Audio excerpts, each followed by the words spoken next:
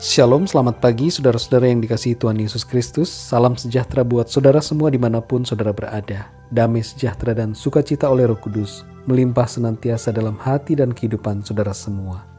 Pada saat ini kita akan merenungkan tentang 3 tanda kita ada dalam kehendak Tuhan. Dalam Mazmur 139 ayat 23-24 tertulis demikian. Selidikilah aku ya Allah, dan kenallah hatiku. Ujilah aku dan kenallah pikiran-pikiranku. Lihatlah apakah jalanku serong, dan tuntunlah aku di jalan yang kekal. Saudara yang dikasihi Tuhan, penting bagi kita untuk mengetahui apakah saat ini kita hidup dalam kehendak Allah atau tidak. Kita semua perlu tahu apakah kita masih sejalan dengan rencana Tuhan dan masih hidup dalam batas-batas firman-Nya. Mengapa ini penting, saudara? Karena keluar dari kehendak Tuhan adalah berbahaya bagi jiwa kita, dan itu juga akan membuat kita gagal mencapai rencana Tuhan dalam kehidupan kita. Saudara yang dikasihi Tuhan, kita semua perlu secara hati-hati dan teliti memeriksa diri kita sendiri. Apakah kita sungguh-sungguh hidup seturut dengan kehendak Tuhan? Apakah kita berada dalam kehendak Tuhan atau tidak? Apa yang menjadi indikatornya, saudara? Indikatornya adalah 3 hal yang akan saya sampaikan. Kita bisa saja merasa hidup dalam kehendak Tuhan oleh karena kehidupan kita secara ekonomi diberkati Tuhan. Mungkin saudara makmur secara ekonomi, tapi itu bukan berarti satu-satunya tanda bahwa saudara hidup dalam kehendak-Nya. Jika saudara saat ini mengalami penderitaan, itu juga belum tentu berarti bahwa saudara hidup di luar kehendak Tuhan. Baik keadaan makmur secara ekonomi maupun keadaan penderitaan tidak berarti bahwa kita hidup dalam kehendak Tuhan atau di luar kehendak Tuhan. Hal tersebut perlu diuji dengan firman Tuhan.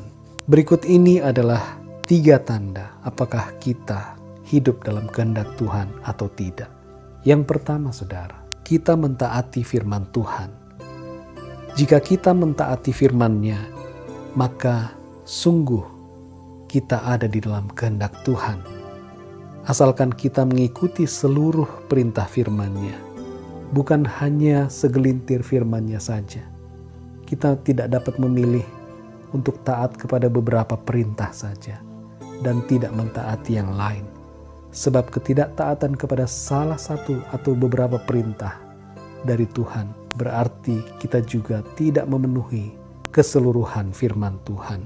Di dalam Yohanes 14 ayat 23-24 tertulis, jawab Yesus, jika seorang mengasihi aku, ia akan menuruti firman-Ku, dan Bapa-Ku akan mengasihi dia, dan kami akan datang kepadanya dan diam bersama-sama dengan dia. Barang siapa tidak mengasihi aku, ia tidak menuruti firman-Ku. Yang kedua, saudara, kita menghasilkan buah-buah roh dalam hidup kita.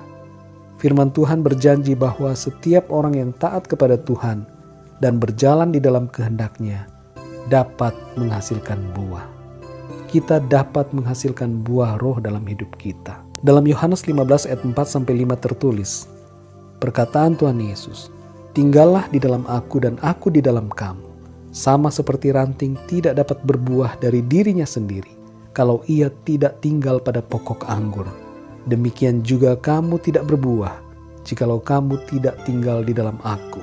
Apa yang dimaksud dengan buah dalam ayat ini? Berhubungan dengan buah-buah roh. Dalam Galatia 5 ayat 22-23 tertulis, tetapi buah roh ialah kasih, sukacita, damai sejahtera, kesabaran, kemurahan, kebaikan, kesetiaan, kelemah lembutan, penguasaan diri. Tidak ada hukum yang menentang hal-hal itu.